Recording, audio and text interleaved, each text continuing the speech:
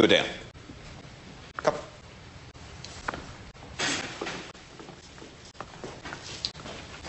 Er du angst? Nej. Vil du bryde dig om, at jeg rørte ved dig, for eksempel i ansigtet? Altså. Du der.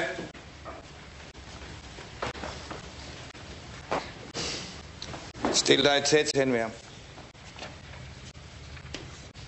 Tættere. Tættere, tættere, tættere. Det kan jeg ikke lide. Kan ikke lide. Tror du, at de herrer på bordene kan lide at ligge der? Tror du, at de kan lide, at vi om lidt begynder at skære i den? Det ved jeg ikke. Jeg siger berøringsangst. Angst for at komme for tæt på andre er angst for at dø. Hvorfor det? Fordi det er angsten for fællesskabet. Fællesskab.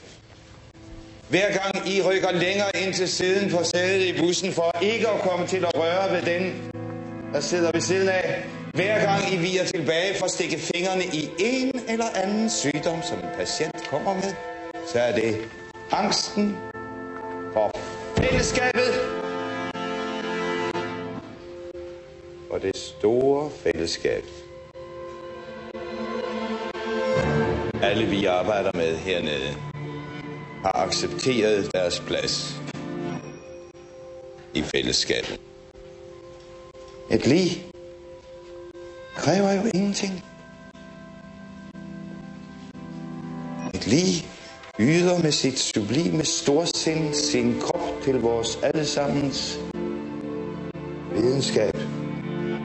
Så vi har fået en ny lov, som kræver, at vi i modsætning til tidligere skal bede om de efterladtes samtykke til sektion.